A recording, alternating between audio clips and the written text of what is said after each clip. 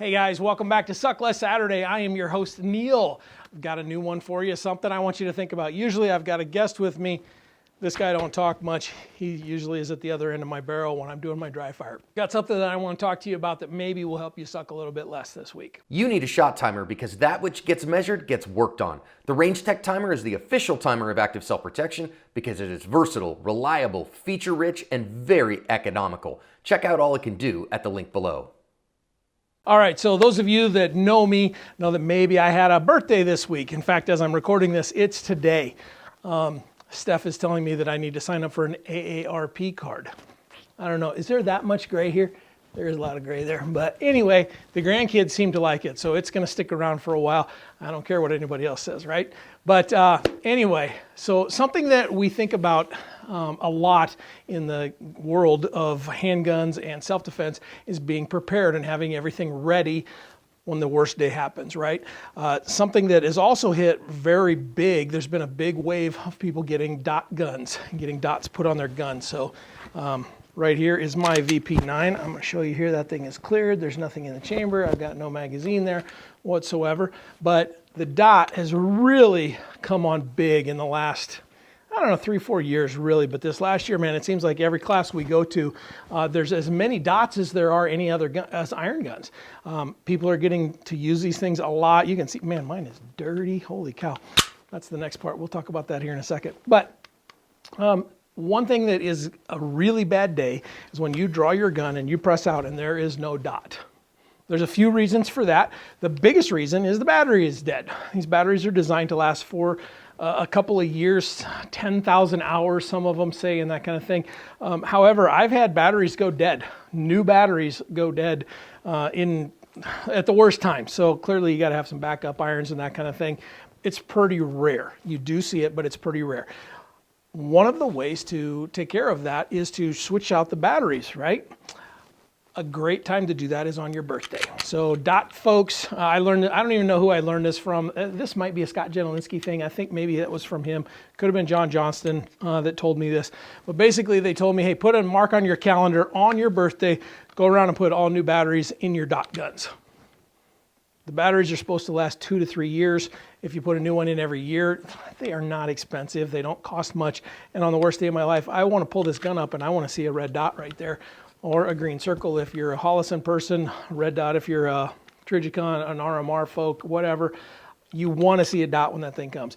I carry an SRO because it's the biggest window out there and it's like looking through the windshield of my pickup when I go.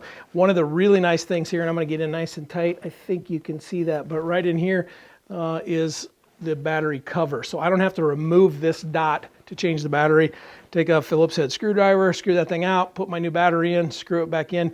Theoretically, my 0 is still supposed to be there, and every time I've done it, it has been.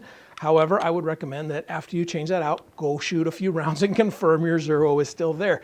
Worst day happens, if you see a dot and it's in the wrong place, it's a worse day yet. So make sure that we get that part taken care of.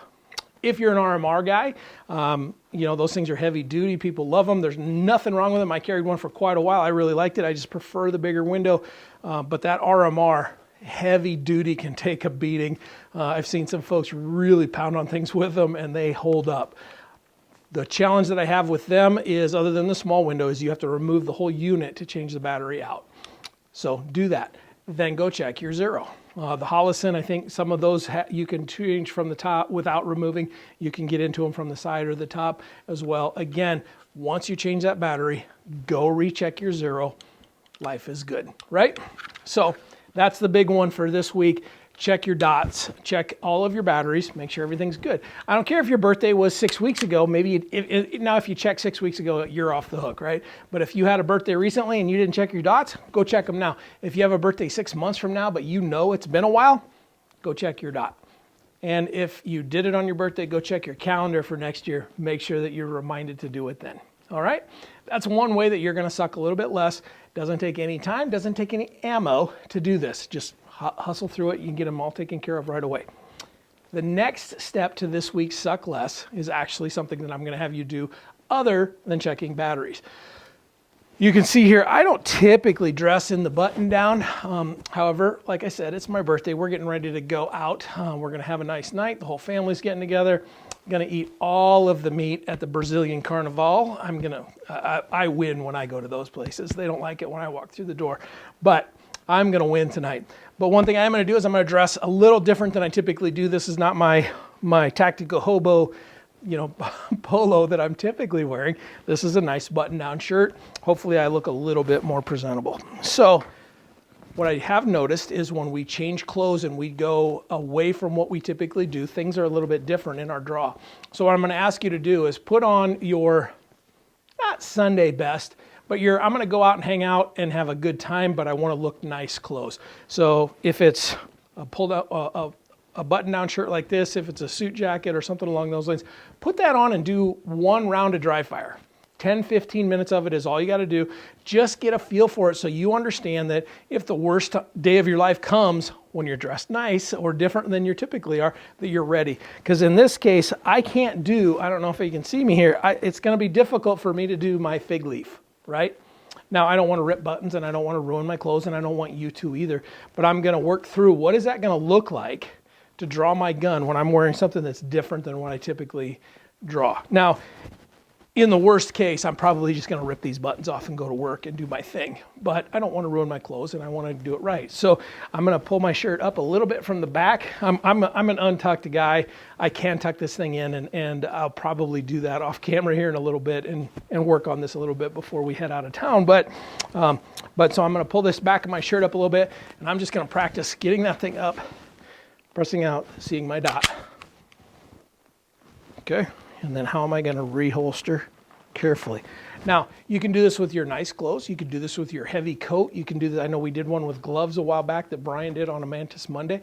But these are the kind of things that we should think through as a self-defender that, self-defense doesn't always happen when we're ready for it. It happens a lot of times when we're not ready for it. We see it on video all of the time. So this week, check your batteries. Put it on a calendar for next year. Make sure that everything is cool so that when the day comes, whether it's a range trip or the worst happens and you need your gun to defend your life, that you've got a dot, right? The other thing is check the rest of your stuff. You just as well make sure that everything is working. Maybe clean your gun. I know John's not, we talk a lot, and I do this too. We don't clean our guns all the time because we shoot a fair amount.